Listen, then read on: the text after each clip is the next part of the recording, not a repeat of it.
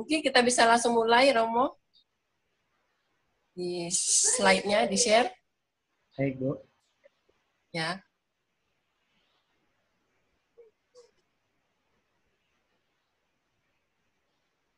Baik, adik-adik, saya mulai saja ya. Ini bukan mau menggurui gitu ya, kita mau sharing saja.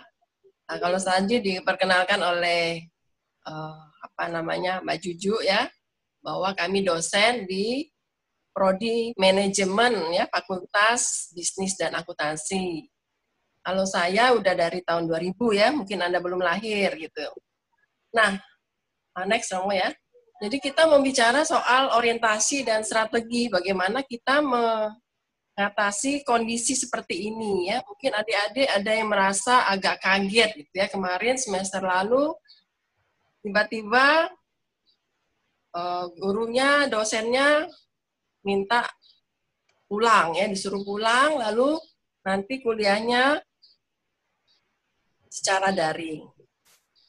Jadi mungkin ada yang merasakan semester lalu itu tidak siap ya, agak tidak siap, semuanya serba mendadak.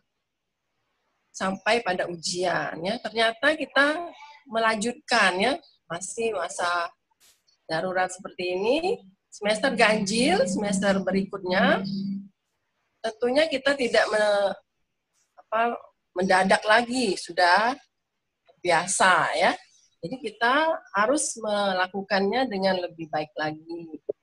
Nah inilah perubahan yang rasanya revolusi gitu ya, perubahan yang cukup radikal ya dalam segala aspek kehidupan kita. Bukan cuma belajar, tapi juga bekerja, ya, belanja, dalam gaya hidup sehari-hari berubah semua. Nah, sebagai siswa, sebagai mahasiswa ini sudah kelas 4 ya menurut MON ya. Anda sudah memiliki pengalaman semester kemarin itu apa yang kurang dari cara belajar Anda. Mungkin gurunya juga akan belajar teknik apa yang dirasa kurang mencapai tujuan. Jadi kita berusaha untuk memperbaiki, mengubah. Saya berangkat dari next Romo, dari kebiasaan kita ya. Kalau orang bijak mengatakan kita ini membentuk kebiasaan kita. Tapi semakin lama kebiasaan itulah yang membentuk kita. Jadi manusia memiliki kebebasan memilih. Ya. Kita bebas. Kalau Anda merasa kok berubah, ini rasanya perubahan yang sekarang ini tidak sedrastis seperti zaman perang dulu gitu ya. Anda masih bisa berkomunikasi karena teknologi memungkinkan. Ya. Pokoknya rasanya masih sangat ringan ya. Mengalami juga reformasi zaman dulu ya, begitu berat. Karena belum ada teknologi seperti sekarang ini. Kita bisa melakukan tatap muka tetapi lewat daring. Kita punya hati nurani, kita punya imajinasi, kita punya kehendak bebas, ya. Jadi berusaha untuk proaktif, punya inisiatif dan tanggung jawab atas diri kita sendiri. Apa yang terjadi pada diri kita, apa yang kita lakukan, ya. Jadi kita tidak terbiasa untuk menyalahkan orang lain atau lingkungan atau faktor eksternal karena ketidaksuksesan kita, kekurangan kita. Baik seperti rekening pribadi ya, rekening bank kita kadang nyetor, kadang-kadang narik. Nah, apakah kita lebih banyak nyetor atau lebih banyak narik? Kalau lebih banyak narik berarti kosong. Seperti apa sih penyimpanan rekening bank itu saya istilahkan ya, bank pribadi kita. Supaya kita bisa menjadi lebih kaya ya, sebagai pribadi. Yang pertama kita memenuhi janji. Sudah penuh janji belum?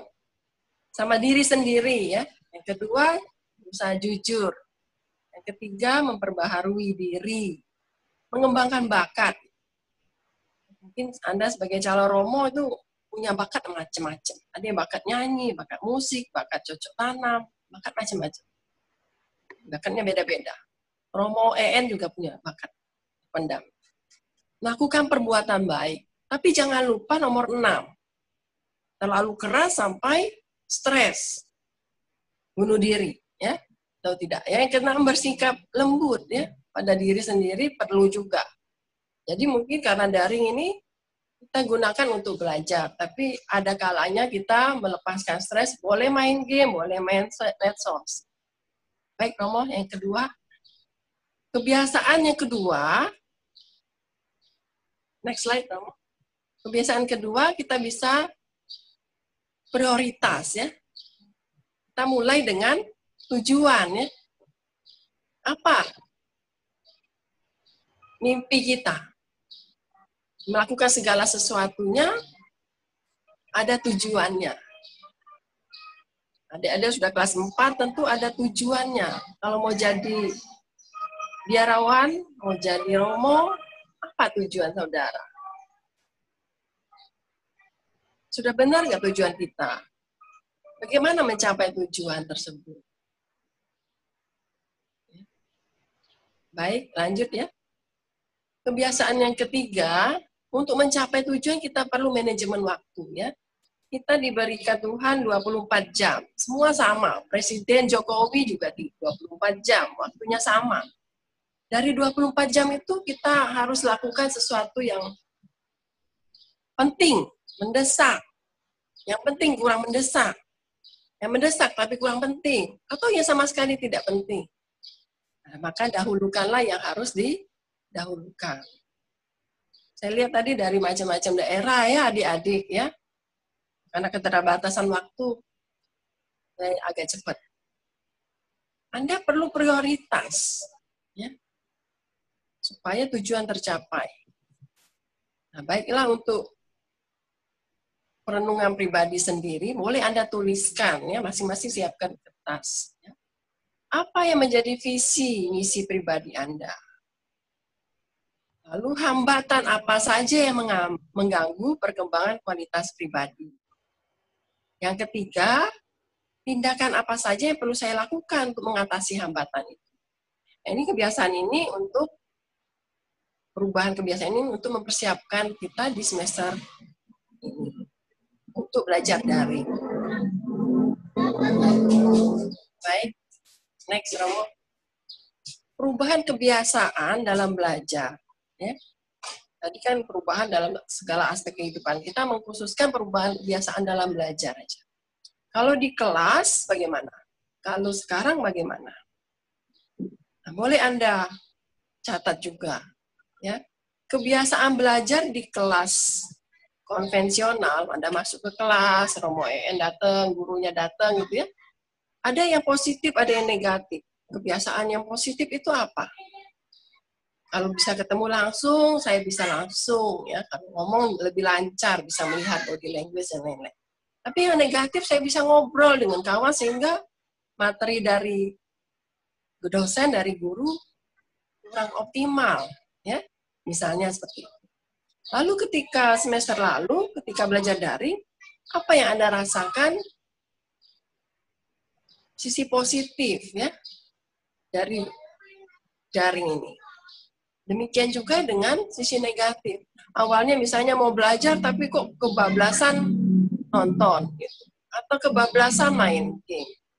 Nah, itu harus saya hentikan sekarang juga. Gitu. Karena dapat fasilitas, kita bersyukur dapat fasilitas. Sambungan internet lancar bukan untuk disalahgunakan. Bebas tapi bertanggung jawab. Nah, kalau positifnya apa? Nah, silakan adik-adik nanti ya. Kira-kira bisa diikuti ya. Semoga bisa. Next ya. Jadi kita sedikit ya.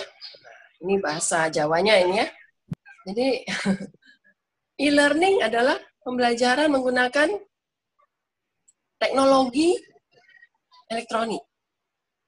Ya. Yang menggunakan kelas virtual gitu ya. Kelasnya di luar. Jadi menggunakan teknologi ini tujuannya adalah mengakses kurikulum pendidikan, mengakses ilmu yang Anda mau tuntut. Jadi teknologi ini cuma media saja. Jangan sampai teknologi ini malah menghambat. Ya, karena kebiasaan yang kurang baik tadi. Baik, next. Untuk pembelajaran dalam daring ini Anda dituntut untuk belajar secara mandiri. Ya, next slide, Romo.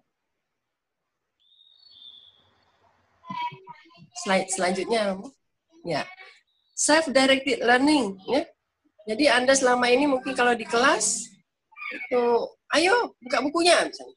Atau jangan terlambat masuk kelas. Nah, itu lebih menuruti perintah. Tapi kalau daring, Anda dituntut untuk lebih mandiri. Memang ada instruksi, ya, ada pedoman, ada bimbingan dari guru atau dosen. Tapi Anda diharapkan Andalah yang memiliki pembelajaran itu.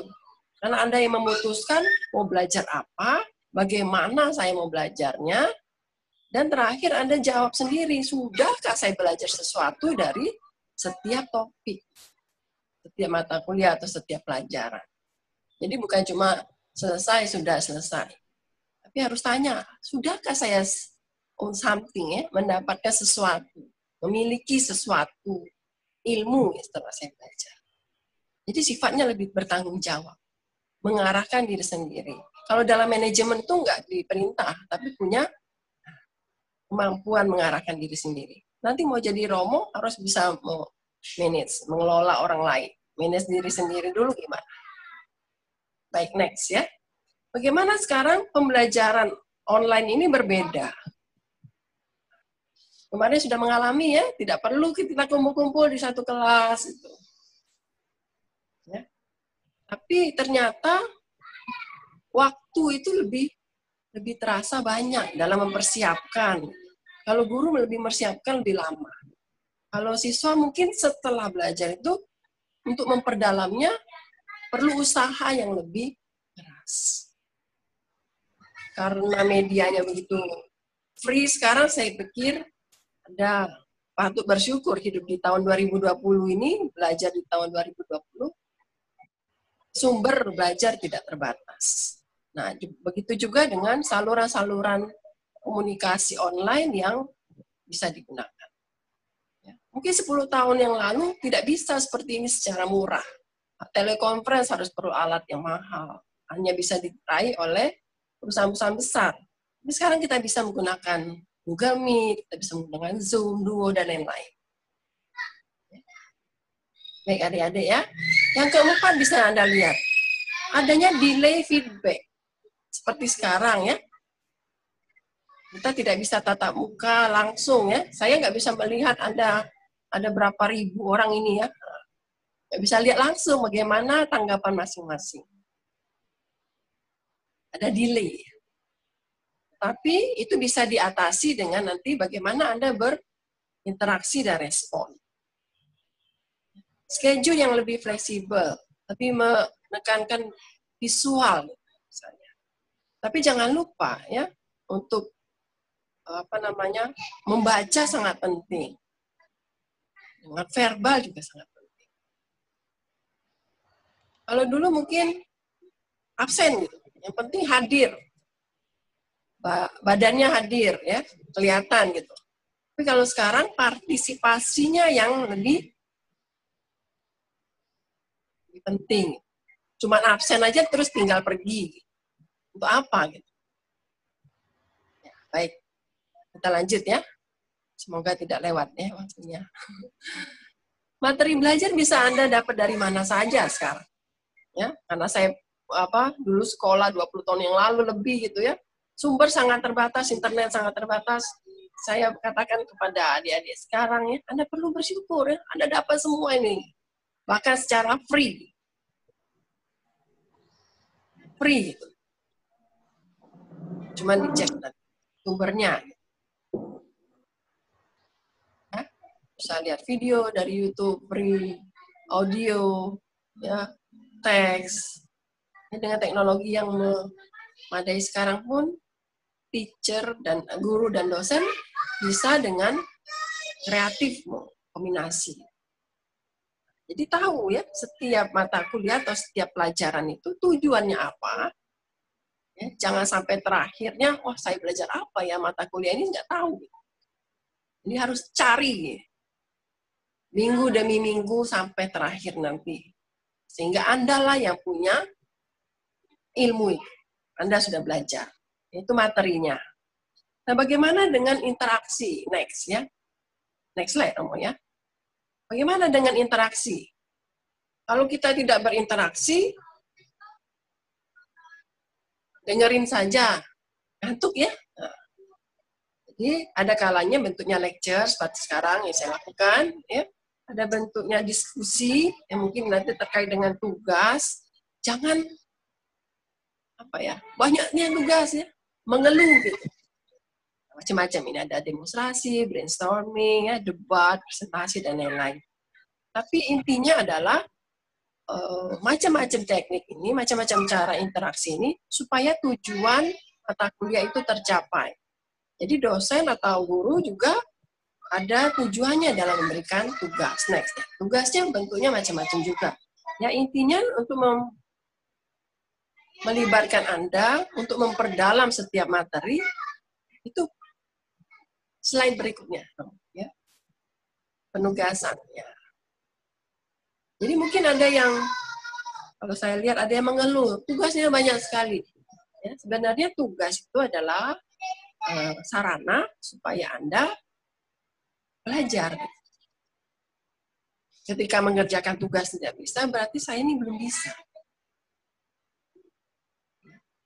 Nah, perlunya manajemen waktu tadi, supaya tidak menumpuk, maka kita harus sedikit demi sedikit dikerjakan langsung. Karena kalau ada berapa mata kuliah, berapa pelajaran itu dalam satu minggu, kalau ditunda sampai akhir minggu ya nggak bisa.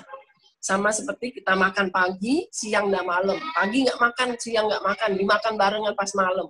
Atau seminggu baru makan. Nggak mungkin. Nah, ini terkait dengan manajemen waktu tadi. Ya, jadi bentuknya bisa macam-macam seperti ini. Nanti mungkin akan dilengkapi oleh Bu Ega secara teknis Google Classroom-nya. Ya, baik, lanjut, semoga.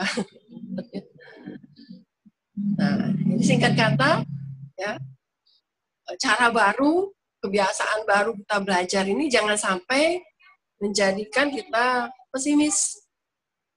Justru kalau saya juga merasa ada peluang, gitu, ya, ada peluang bahwa kita bisa lebih lancar berkolaborasi.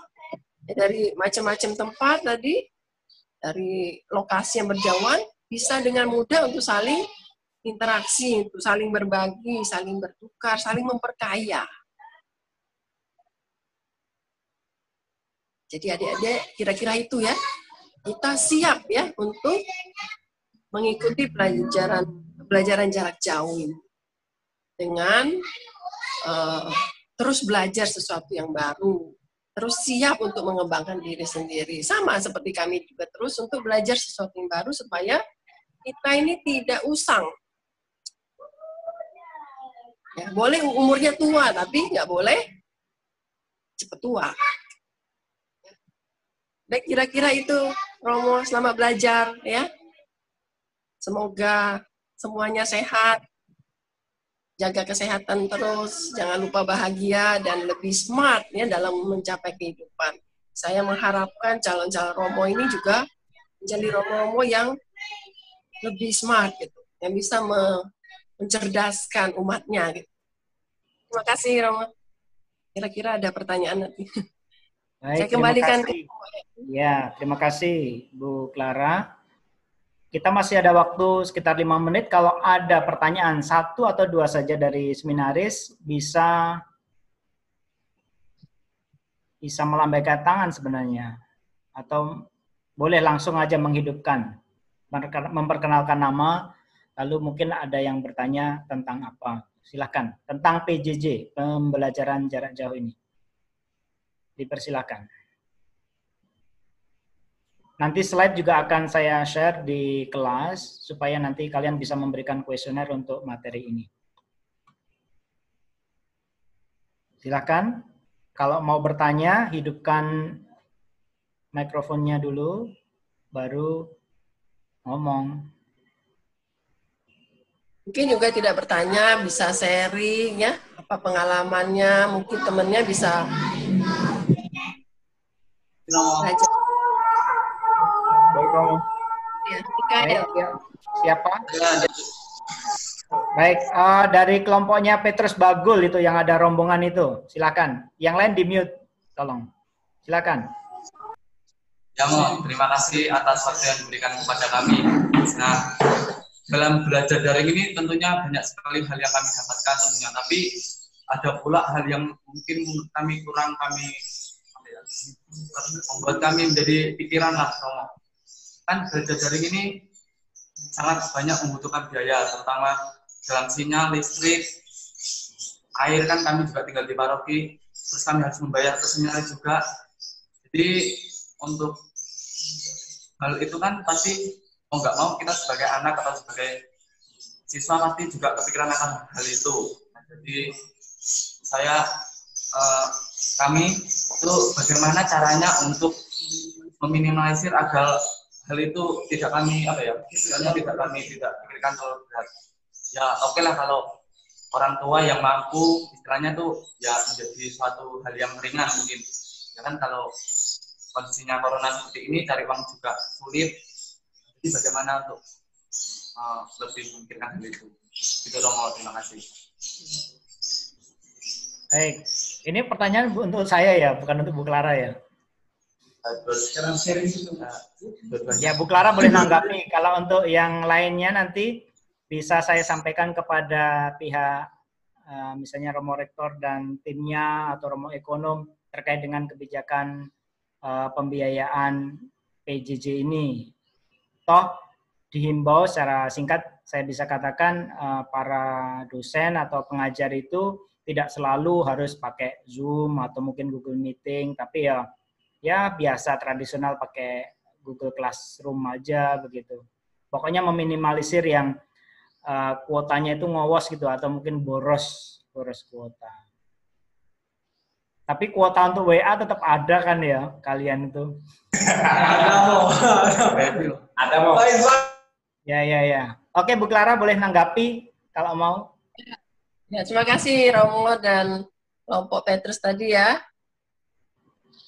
tanggapannya. Ya memang kita perlu pintar-pintar cari metode yang cukup ekonomis. Saya sendiri sebagai dosen juga memikirkan kondisi mahasiswa saya tidak selalu seperti ini, karena saya juga tidak punya wifi di rumah, harus pakai kuota juga karena kehabisan ya. Jadi jangan berpikir terlalu ya takut juga ya, terlalu pesimis, karena mungkin itu bisa dibicarakan dengan para guru ya. Guru juga pengertian, juga mereka mengalami hal yang sama ya. Jadi tetap semangat ya. Jadi ini semoga tidak berhasil membuat kita menjadi kalah gitu ya. Ini harus menang. Dan kalau mengatakan sulit ya masih ada orang yang lebih sulit dari kita. Banyak yang lebih sulit dari kita. Ya, tadi kelompok yang bertanya, kelompok Petrus semangat. Ya, Bu. Semangat. Semangat ya. Di kelompok Tegalarum ya? Atur aja. Oh ya, iya podo wae lah. Oke. Baik, apakah masih ada yang mau bertanya? Ada 1 menit lagi. Michael ya tadi ya oke. Mikael. Oh, Mikael Octavianus, silakan. Saya ingin bertanya, Bu Clara. Ya, bisa dibesarkan suaranya.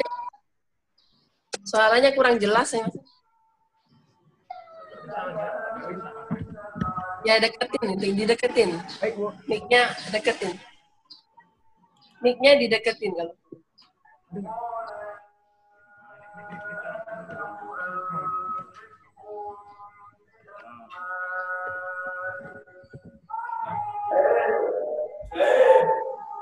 Baik, Bu. Yang saya garis besarkan tadi dari PowerPoint itu adalah yang mengenai beban tugas, Bu.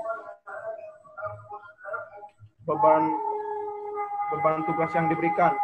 Nah, kan ada beberapa guru itu mungkin dari sharing teman-teman saya juga di paroki mengenai tugas itu. Mereka belum diberi silabus tapi sudah memberi tugas. Yang saya tanyakan mengenai yang cara belajar virtual tadi, kan ada di diskusi, debat, dan presentasi. Sementara mengenai tugas itu kami disuruh mengerjakan tugas terlebih dahulu tanpa tahu apa materi yang harus kami bahas. Nah, yang saya tanyakan mungkin kira-kira apa penyesuaian yang harus kami lakukan, atau apa kami harus proaktif kepada guru mengenai materi atau lain sebagainya yang harus kami tanyakan gitu. Jadi kami tidak bingung antara mengerjakan tugas yang apa yang tentang materi pembelajaran ini, sementara kami sudah mendapat tugas gitu. Seperti itu, Bu. Terima kasih. Ya, baiklah. Mikael ya, pertanyaannya sudah saya tangkap ya. Tugasnya ya, ada beberapa guru yang memberikan tugas tapi belum diberikan silabus ya. Ya, materi gitu ya. Nah, memang ada beberapa teknik ya dalam guru itu mengajar itu dia ingin tahu ya pengetahuanmu sebelum sudah belajar. Nah, sebelum itu apakah Anda bisa menggali dulu ya.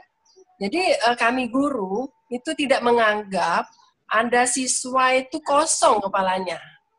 Walaupun belum diberi. Anda pasti punya pendapat, pasti punya opini sebelum belajar.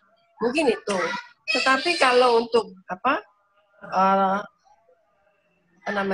cara belajar ya, saya pikir pintar-pintar Anda misalnya membuat WA group gitu ya, atau dalam email gitu ya, untuk untuk diskusi, presentasi tadi ya. Kalau silabus, apakah semua guru itu memberikan di awal atau tidak, itu saya kurang tahu. Nanti bisa bicarakan dengan Romo WN ya. Karena guru juga begini, guru juga belajar dalam situasi ini ya untuk memperbaiki kekurangannya.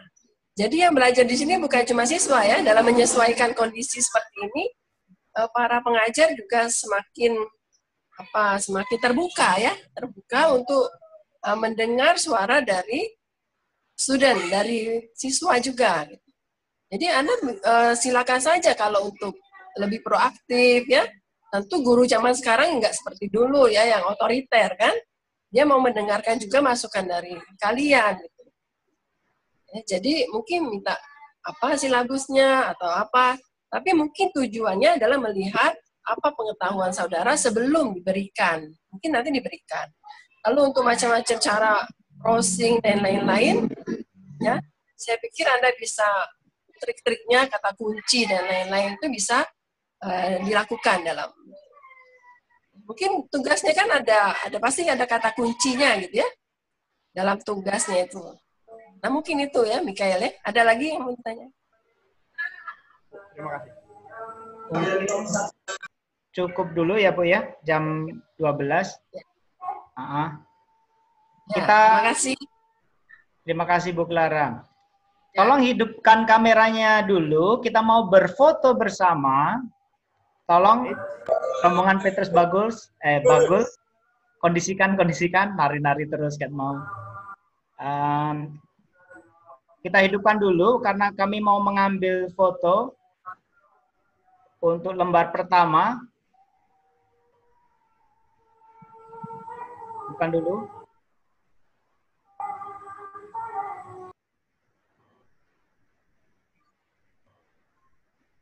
Satu, Julius Susilo itu meninggal ya? Oh ya, muncul dia. 1, 2, 3. Lembar kedua, bentar, tahan dulu. Ari, yang namanya Ari, jangan ditutup mukanya. Ari. Ya, bagus. Oke. Tegar nggak ya, tenang gue. 1, 2, 3. Ya, baik. Terima kasih.